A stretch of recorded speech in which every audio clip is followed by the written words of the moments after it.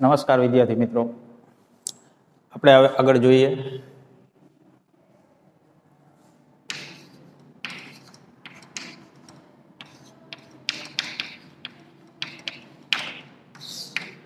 વિદ્યુત પ્રવાહ ધારિત તાર હોય એને આપણે ચુંબકીય ક્ષેત્રમાં મૂકીએ તો એના ઉપર કેટલું બળ લાગે એનું સમીકરણ આપણે તારવું છે.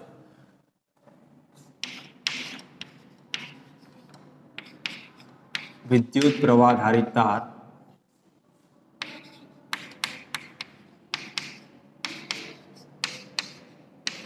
ને ચુંબકીય ક્ષેત્રમાં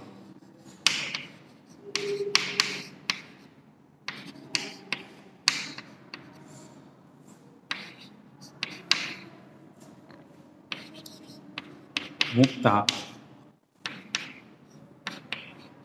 તેના પર લાગતું બળ નું સૂત્ર.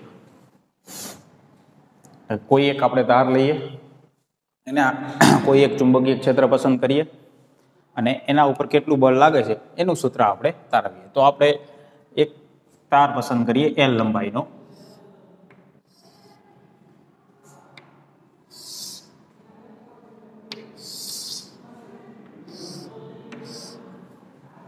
તારની લંબાઈ L જેટલી છે, એના આડછેદનું ક્ષેત્રફળ A જેટલું છે. તારને આપણે કોઈ એક અક્ષ ઉપર પસંદ કરી લઈએ.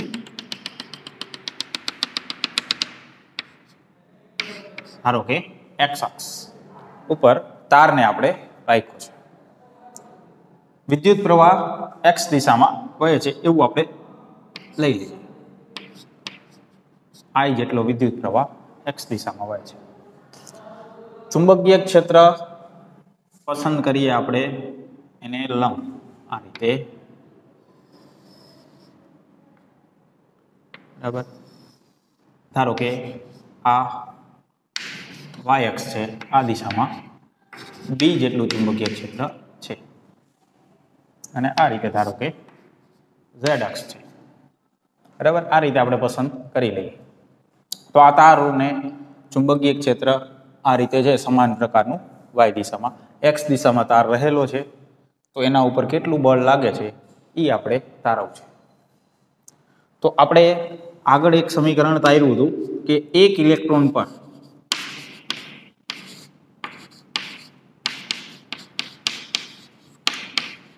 લાગતું બળ, ચુંબકીય ક્ષેત્રમાં એક ઇલેક્ટ્રોન હોય તો એના ઉપર લાગતું બળ સ્મોલ f વડે દર્શાવીએ. F સદિશ બરાબર -E v ક્રોસ b, બરાબર. આ સમીકરણ આપણે તાર્યું હતું. q v ક્રોસ b, એવું q ની જગ્યાએ -E લખ્યું મેં, કારણ કે આપણે એવું કીધું એક ઇલેક્ટ્રોન પર લાગતું બળ અને ઇલેક્ટ્રોનનો વિદ્યુત ભાર કેવો હોય માઇનસ, તો -E એટલા માટે આપણે q ની જગ્યાએ લખ્યું છે અહીંયા. તો એક ઇલેક્ટ્રોન ઉપર આટલું બળ લાગે છે. આ સમીકરણ આપણે આગળ તારવી ગયા છીએ, બરાબર. તો આની અંદર તો ઘણા બધા ઇલેક્ટ્રોન હશે તારમાં, બરાબર. ઘણા બધા ઇલેક્ટ્રોન આ રીતે ગતિ કરતા હશે. ઇલેક્ટ્રોનની જે ગતિ થાય છે એને જ આપણે શું કહીએ છીએ? વિદ્યુત પ્રવાહ. તો એક ઇલેક્ટ્રોન પર આટલું બળ લાગશે. આની અંદર રહેલો કોઈ એક ઇલેક્ટ્રોન આપણે પસંદ કરી લઈએ તારની અંદર તો એના ઉપર આટલું બળ લાગશે. પરંતુ આપણે શું ખરેખર ગણવાનું થયું? આખા તાર પર લાગતું બળ ગણવું હોય તો બધા ઇલેક્ટ્રોન ઉપર કેટલું બળ લાગશે એ ગણવાનું થયું. તો જો બધા ઇલેક્ટ્રોન ઉપર કેટલું બળ લાગે છે એ આપણે ગણવું હોય તો આપણે ઇલેક્ટ્રોન કેટલા છે એ ગણવાનું થયું, કારણ કે એક ઇલેક્ટ્રોન ઉપર કેટલું બળ લાગે છે એ આપણને ખબર છે, બરાબર. અને આપણે અહીંયા એવું ધારી લીધું છે કે તાર જે છે એ સમાન ચુંબકીય ક્ષેત્રમાં છે, એટલે કે બધી જગ્યાએ ચુંબકીય ક્ષેત્ર એક સરખું છે એવું આપણે અહીંયા ધારી લીધું છે, બરાબર. તો એક ઇલેક્ટ્રોન ઉપર લાગતું બળ છે આપણી પાસે, તો બધા ઇલેક્ટ્રોન ઉપર લાગતું બળ કેવું હશે? એક સરખું હશે, કારણ કે ચુંબકીય ક્ષેત્ર એક સરખું છે. અને અહીંયા આપણે ઇલેક્ટ્રોનની સંખ્યા ગણવાની બાકી રહી. તો આપણે અહીંયા ધારી લઈએ કે ઇલેક્ટ્રોનની સંખ્યા ગણતા, એટલે કે એકમ કદ દીઠ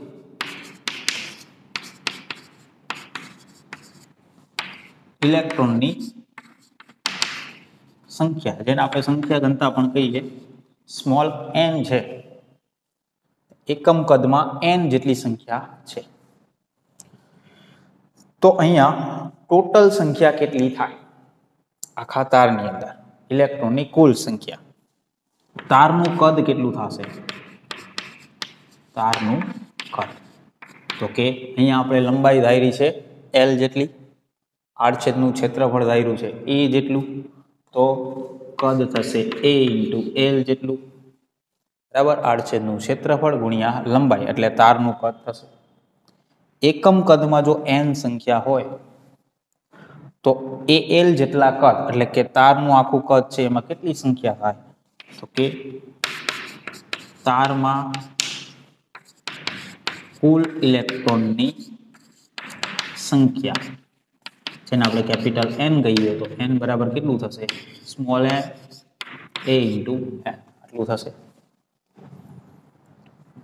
તો એક ઇલેક્ટ્રોન ઉપર જો આટલું બળ લાગતું હોય તો બધા ઇલેક્ટ્રોન પર એટલે કે આખા તાર પર લાગતું બળ કેટલું થશે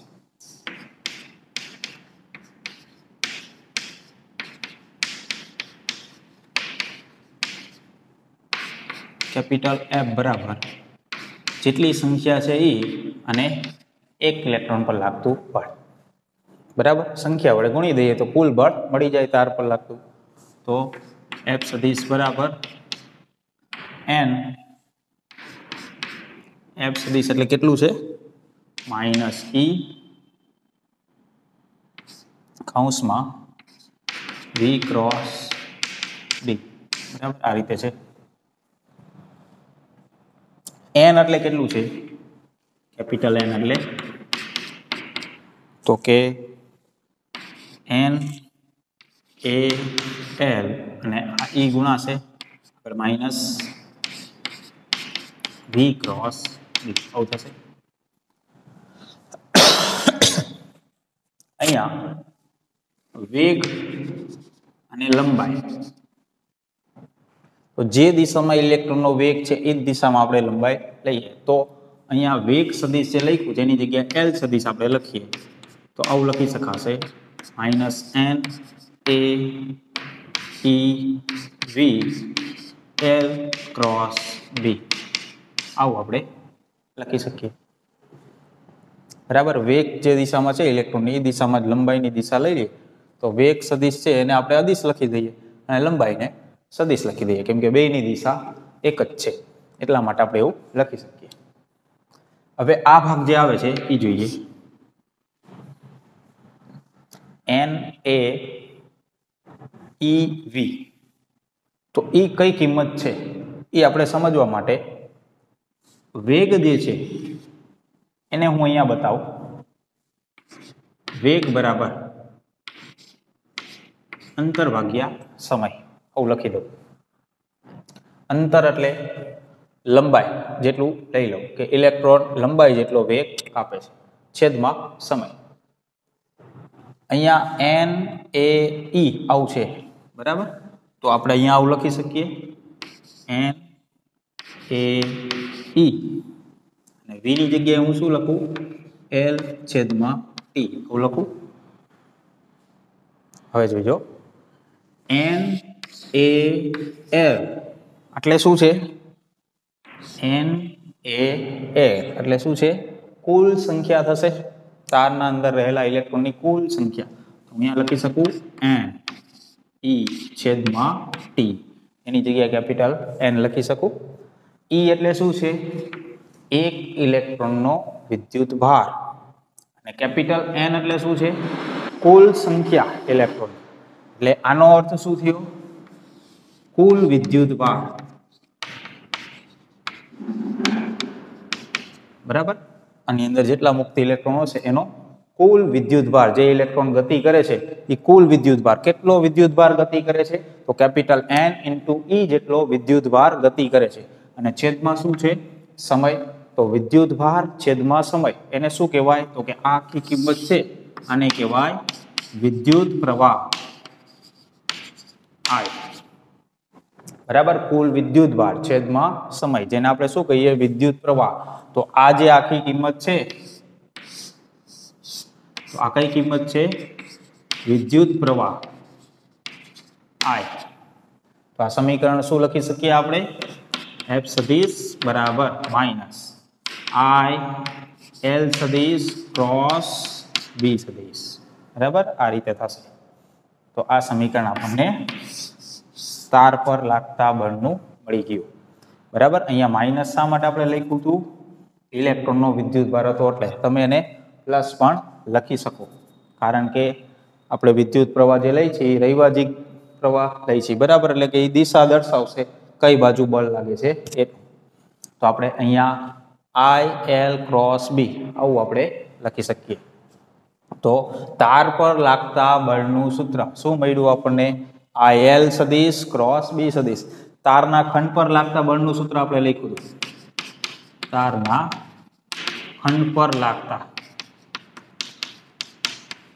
બળનું સૂત્ર શું હતું? ડીએલ જેટલો ખંડ હોય, ડીએલ જેટલી લંબાઈનું, તો ડી એફ સદિશ બરાબર આઈ ડીએલ સદિશ ક્રોસ બી આવું આપણે લખ્યું હતું. તેના જેવું જ થયું. ડીએલ લંબાઈ હોય તો આટલું બળ લાગે, તો એલ લંબાઈ હોય તો આટલું બળ લાગે. અહીંયા આપણે બી ને સમાન પ્રકારનું લીધું છે એટલા માટે. જો અલગ અલગ જગ્યાએ ચુંબકીય ક્ષેત્ર અલગ અલગ હોત તો આપણે આવી રીતે લખી શકીએ નહીં, બરાબર. આનો મતલબ એવો થયો કે આનો સરવાળો કરતો જવાનો, ડીએલ ડીએલ લંબાઈનો, એની જગ્યાએ ટોટલ લંબાઈ આવી જાય. તો એ જ થયો આનો અર્થ, બરાબર. બીજું અહીંયા આપણે ક્રોસ ગુણાકાર આવે છે, મૂલ્ય લખીએ તો સાઈન થીટા આવશે, બરાબર. તો અલગ અલગ કિસ્સા વિચારી શકીએ આપણે અહીંયા,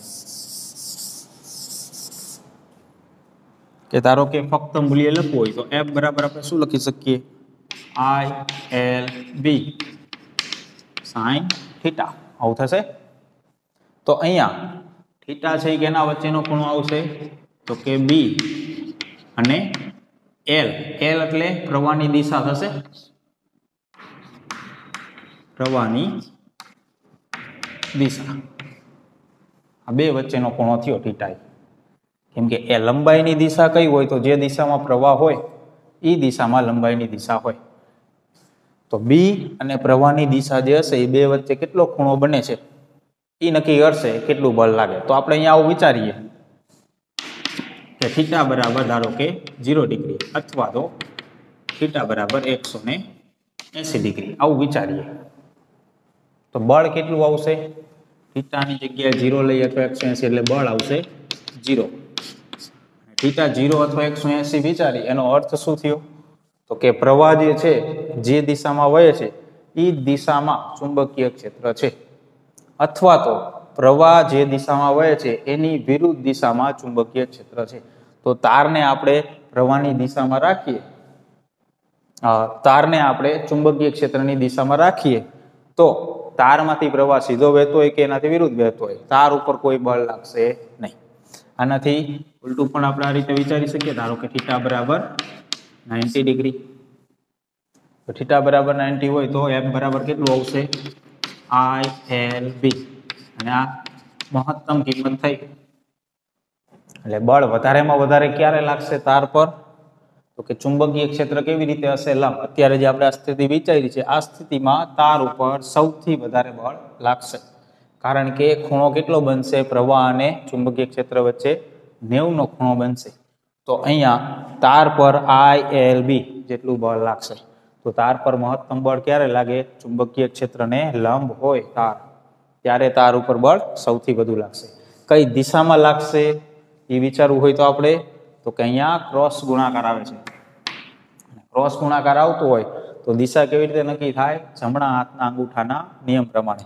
અહીંયા જ વિચારીએ આપણે તો પ્રવાહ એક્સ દિશામાં આપણે લીધો છે, આ દિશામાં પ્રવાહ છે, અને બી વાય દિશામાં છે. તો ક્રોસ ગુણાકાર કરો તો એલ થી બી તરફ આંગળા વાળવાના, એટલે કે પ્રવાહથી ચુંબકીય ક્ષેત્ર તરફ આંગળા વાળીએ તો આ રીતે બહાર આવશે અંગૂઠો. તો આ કઈ દિશા થઈ? ઝેડ.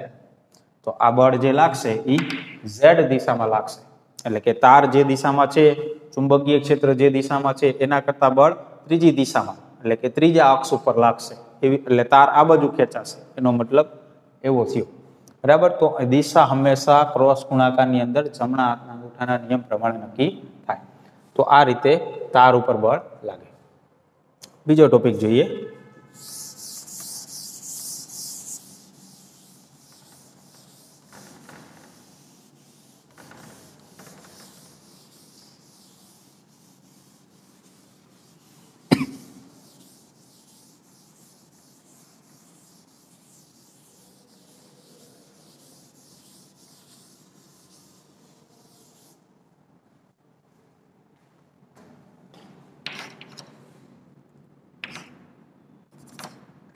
ક્યુ જેટલો વિદ્યુત ભાર બી જેટલા ચુંબકીય ક્ષેત્રને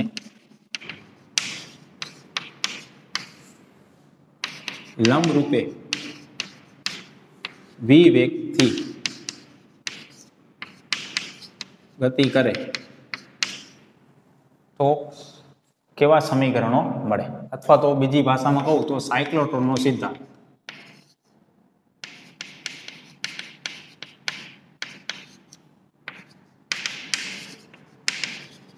તો સાયક્લોટ્રોન શું છે?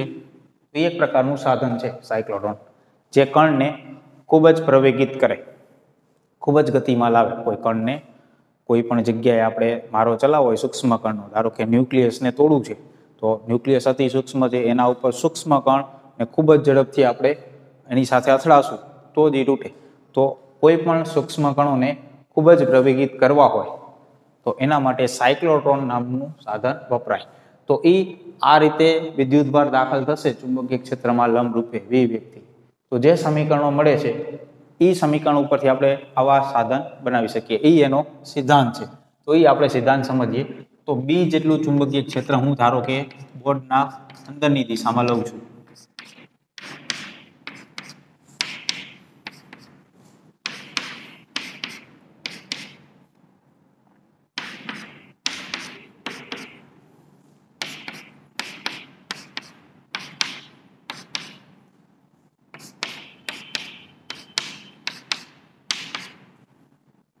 તો બી જેટલું ચુંબકીય ક્ષેત્ર છે જે બોર્ડની અંદરની દિશામાં છે.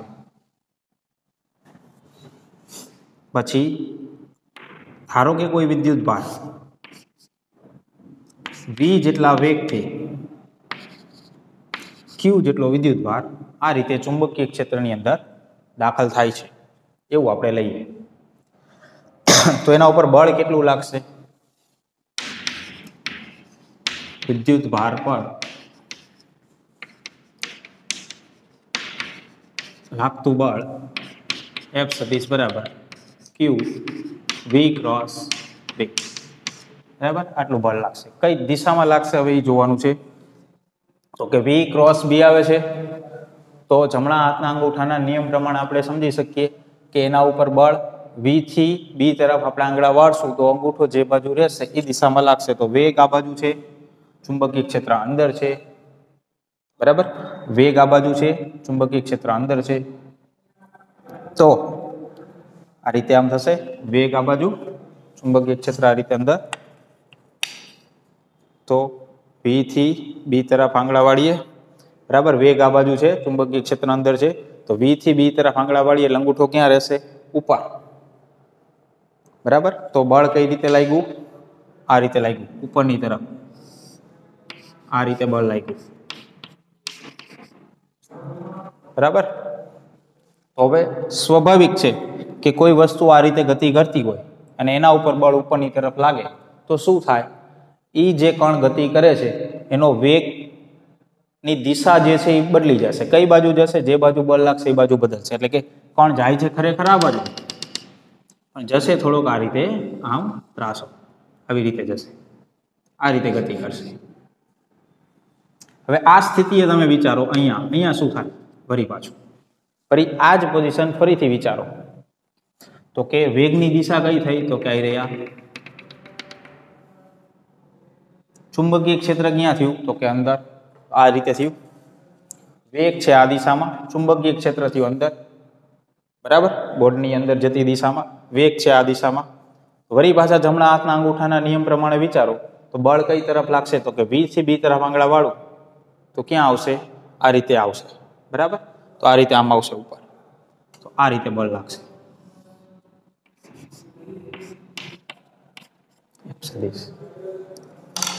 ફરી પાછું તમે વિચારો કે કણ આ દિશામાં ગતિ કરતો હોય અને બળ આમ લાગે તો શું થાય? વળી તો એને ગતિમાર્ગ વળી પાછો બદલાશે. આ રીતે કણ જતો હતો અને બળ આમ લાગ્યું, વળી પાછો એ જે બાજુ બળ લાગશે એ બાજુ વળશે, એટલે કે વળી પાછો એ આમ ગતિ કરશે. ફરી અહીંયા વિચારો શું થશે? તો સેમ આ સ્થિતિ જ ઊભી થશે. વળી પાછી એ જાય છે ખરેખર આ દિશામાં, બળ લાગશે હવે કઈ બાજુ? આ જ રીતે વિચારશું તો ચુંબકીય ક્ષેત્ર ક્યાં છે? અંદર જતી દિશામાં. વેગ કઈ બાજુ છે? આ રીતે ઉપર. તો હવે V થી B તરફ આંગળા વાળો, અંગૂઠો ક્યાં રહેશે? આ બાજુ. બરાબર, અંગૂઠો આ બાજુ રહેશે એટલે કે આ બાજુ પર લાગ્યું F જેટલું. વળી પાછું બળ આ બાજુ લાગશે એટલે શું થશે? એની ગતિ બદલાશે. એટલે વળી એનો વેગ જે આ બાજુ હતો એની જગ્યાએ થોડોક હજી આમ થશે. તો સતત બળ કઈ બાજુ લાગતું જશે? અંદર જ લાગતું જશે આ રીતે. બરાબર, જેમ હમણાં આપણે જોયું આ 3 કિસ્સામાં જોયું એ રીતે દરેક વખતે બળ એ રીતે લાગતું જશે એટલે એની ગતિ જે છે એ આવી રીતે જ થશે.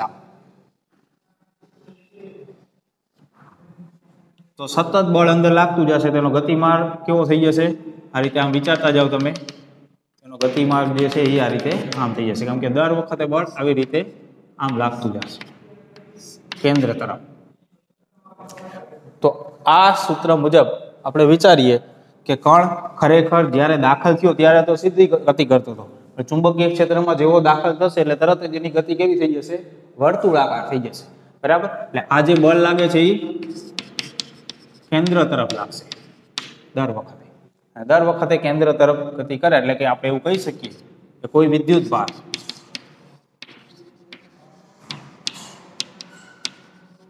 ચુંબકીય ક્ષેત્રમાં લંબ રૂપે દાખલ થાય ત્યારે તેનો ગતિમાર્ગ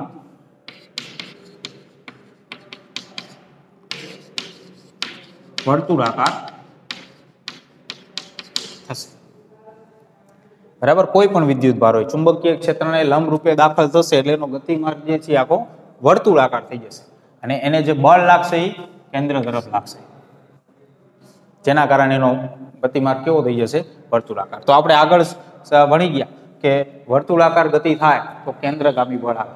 બરાબર, તો આ જે બળ છે એ કેન્દ્રગામી બળ પૂરું પાડશે. તો કેન્દ્રગામી બળ બરાબર ચુંબકીય બળ આવું થશે. તો કેન્દ્રગામી બળ કેટલું હોય? તો કે mv² છેદમાં r આટલું હશે. m એટલે શું? તો જે કણ ગતિ કરે છે એનું દળ, v એટલે જે કણ ગતિ કરે છે એનો વેગ, અને r એટલે જે વર્તુળાકાર માર્ગ બનશે એની ત્રિજ્યા જે r થશે. અને ચુંબકીય બળ તો કેટલું થાય? ક્રોસ ગુણાકાર કાઢું, મૂલ્ય લખીએ તો અહીંયા v અને b વચ્ચેનો ખૂણો દર વખતે કેટલો બનશે? 90 જ બનશે. વેગ આમ હોય, b અંદરની તરફ છે. બરાબર, તો દર વખતે 90 બનશે એટલે આપણે આવું લખી શકીએ f બરાબર q vb sin 90. તો f બરાબર qvb આવું આપણે લખી શકીએ. દર વખતે 90 નો ખૂણો જ રહેશે વેગ અને b વચ્ચેનો, તો દર વખતે આટલું જ બળ લાગશે qvb. તો આ રીતનું આપણે સમીકરણ લખી શકીએ. અહીંયા ફરીથી એક વખત, વિદ્યુત ભાર તો સીધો જ ગતિ કરતો હતો પણ બળ એને દર વખતે કેન્દ્ર તરફ લાગતું ગયું એટલે એનો માર્ગ કેવો થઈ ગયો? વર્તુળાકાર થઈ ગયો. તો વર્તુળાકાર ગતિ થશે તો કેન્દ્રગામી બળ છે એ કોણ પૂરું પાડશે? અહીંયા ચુંબકીય બળ પૂરું પાડશે, કેમ કે કોઈ કેન્દ્રગામી બળ પૂરું પાડે તો જ ગતિ વર્તુળાકાર થાય, નહીતર ન થાય. હવે આના ઉપરથી આપણે આગળના સમીકરણો તારવીએ તો જો આ એક વેગ અહીંયા કેન્સલ થઈ જાય તો r બરાબર શું લખાશે? તો કે mv છેદમાં qb. mv એટલે શું થશે? દળ ગુણ્યા વેગ એટલે વેગમાન છેદમાં q into b આવું થશે. તો આનો અર્થ એવો થાય છે કે કણનું વેગમાન વધે તો ત્રિજ્યા વધે, એટલે કે કણનું દળ અથવા તો વેગ, કણ જે ગતિ કરે છે વિદ્યુત ભાર એનું દળ અથવા તો એનો વેગ જો વધુ હોય તો ત્રિજ્યા વધુ થાય. એટલે કે જે વર્તુળાકાર આ રીતે રાઉન્ડ બનતો હોય, ધારો કે કોઈ એક કણ ગતિ કરે છે એનું દળ m જેટલું છે, વેગ v જેટલો છે, જો એમાં વધારો કરીએ m કે v માં તો આ જે રાઉન્ડ છે એ મોટું થઈ જાય, એટલે કે ત્રિજ્યા વધી જાય. બરાબર, એવો અર્થ થયો આનો. હવે આગળ આપણે બીજું સમીકરણ મેળવીએ તો v છે એની જગ્યાએ હું લખી શકું r ઓમેગા, કેમ કે વર્તુળાકાર ગતિ થાય છે તો ચાક ગતિની અંદર આપણે ભણ્યા હતા રેખીય વેગ બરાબર શું લખી શકાય? v બરાબર આર ઓમેગા આવું આપણે લખી શકીએ. તો સમીકરણ શું થશે? આર બરાબર એમ આર ઓમેગા છેદમાં ક્યુ ઇન્ટુ બી. અહીંયા આર કેન્સલ થઈ જશે. ઓમેગા બરાબર શું થશે? ક્યુ બી છેદમાં એમ આવું થશે. તો ઓમેગા એટલે શું થશે? કોણીય આવૃત્તિ.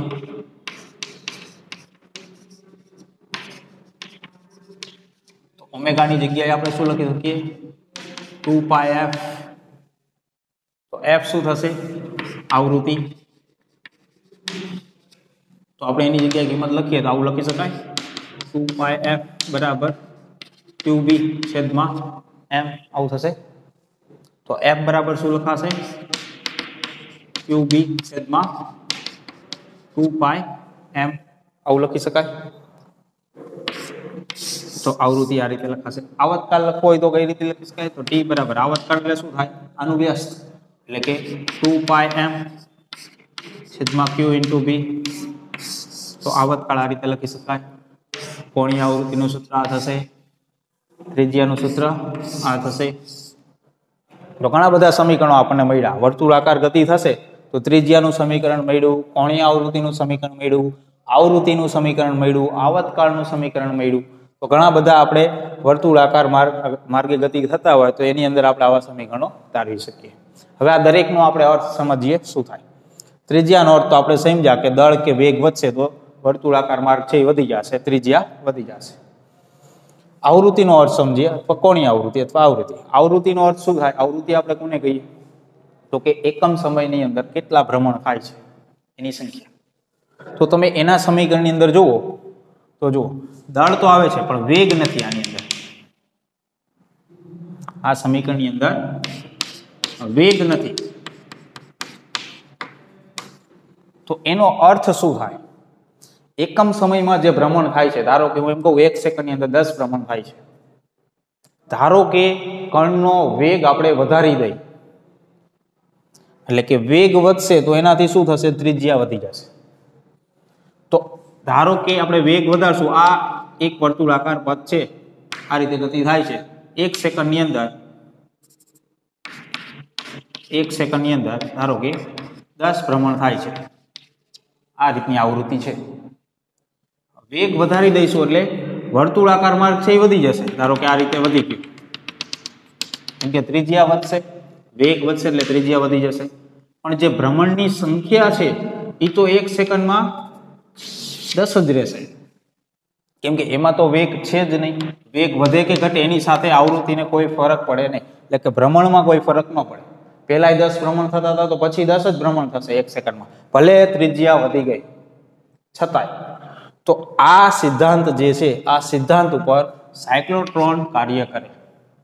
વેગ તમે વધારો છતાંય કણ જે છે એના ભ્રમણની સંખ્યામાં કોઈ ફરક પડતો નથી. આ સિદ્ધાંત ઉપર સાયક્લોટ્રોન કાર્ય કરે છે, બરાબર. અને આ જે આવૃત્તિ છે એને સાયક્લોટ્રોનની આવૃત્તિ પણ આપણે કહી શકીએ.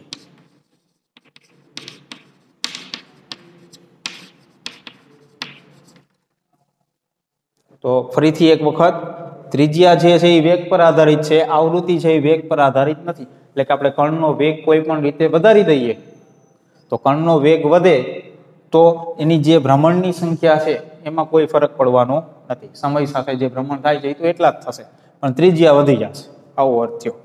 તો આ સિદ્ધાંત ઉપર સાયક્લોટ્રોન કાર્ય કરે. અને અહીંયા આપણે આ કિસ્સાની અંદર કણને લંબરૂપે દાખલ થાય છે એ રીતે આપણે લીધું.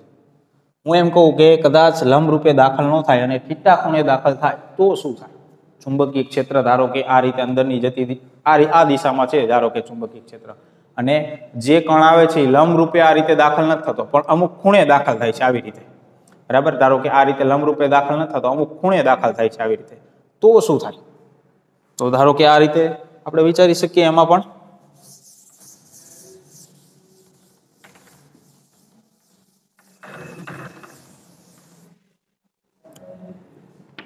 ધારો કે ચુંબકીય ક્ષેત્ર આ રીતે છે અને કણ ધારો કે આ રીતે દાખલ થાય છે, જેટલા વેગથી થીટા ખૂણે આ રીતે દાખલ થાય છે.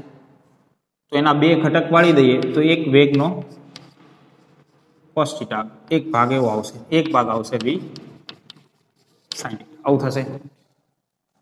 તો v cos θ જે છે ઈ અને v sin θ છે આ બે હવે આપણે વિચારીએ તો કેવું થયું.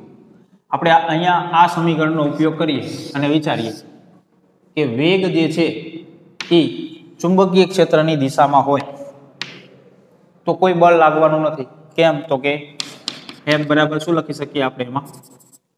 અહીંયા લખીએ આપણે F બરાબર Q VB sin θ, આવું આપણે લખીએ.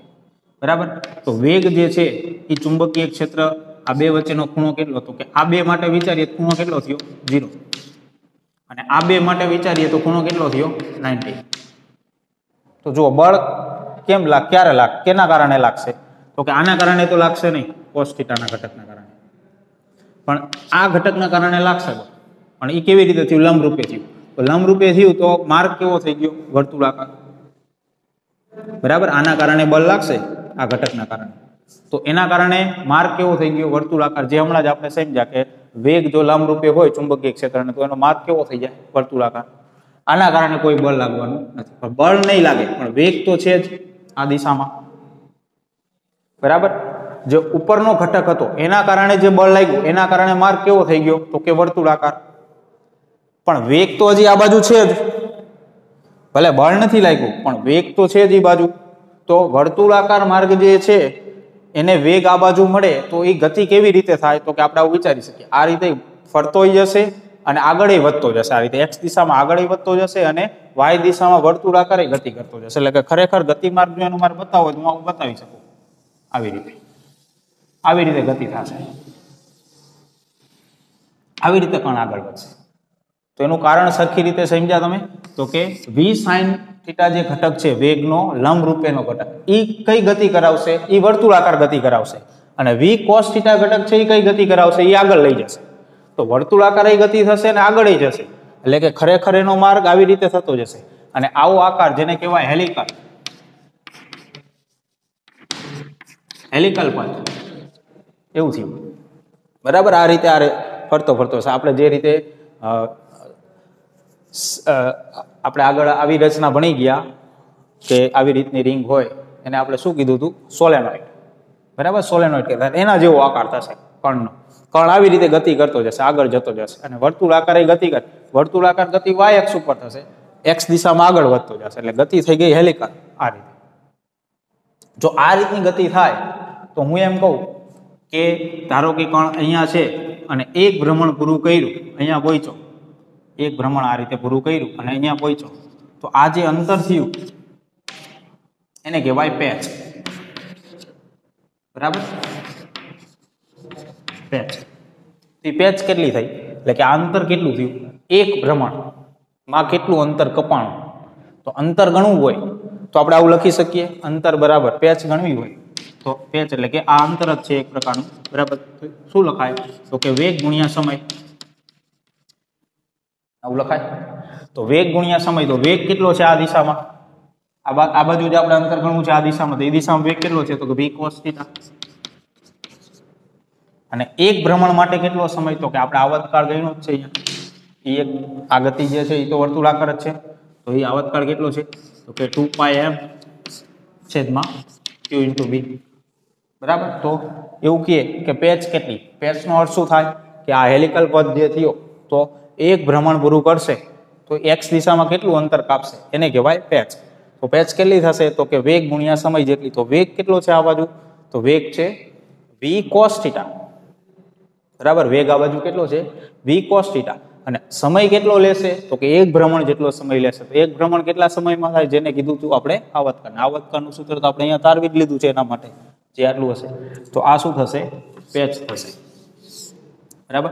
તો જો વિદ્યુતભાર ચુંબકીય ક્ષેત્રને લંબ રૂપે દાખલ થાય તો એનો પથ વર્તુળાકાર રહેશે. પણ જો આવી રીતે થીટા ખૂણે દાખલ થશે તો વર્તુળાકાર તો રહેશે પણ આગળ વધતો જશે. એટલે કે એનો આકાર ખરેખર થઈ જશે હેલિકલ. બરાબર. હેલિકલ પથ થઈ જશે એવું આપણે કહી શકીએ. તો ચુંબકીય ક્ષેત્રને કોઈ વિદ્યુતભાર લંબ રૂપે દાખલ થાય તો એની અંદર આપણને આવા સમીકરણો મળે છે. બરાબર. કેન્દ્રગામી બળ બરાબર ચુંબકીય બળ આવું બનશે. એના આધારે આપણને અલગ અલગ સમીકરણો મળશે. આના ઉપરથી ઘણા બધા MCQ પણ પૂછી શકાય. અને આ જે સિદ્ધાંત આપણે સમજ્યા કે વેગ વધારવાથી આવૃત્તિ નહીં બદલાય પણ ત્રિજ્યા બદલાશે, એટલે કે ભ્રમણની સંખ્યામાં કોઈ ફરક નહીં પડે પણ ત્રિજ્યામાં પડશે. તો આ સિદ્ધાંત ઉપર સાયક્લોટ્રોન નામનું જે સાધન છે એ કાર્ય કરે છે. તો આના આધારે આપણે સાયક્લોટ્રોન કઈ રીતે કાર્ય કરશે એ પણ આપણે આગળના વિડીયોમાં જોઈશું. બરાબર.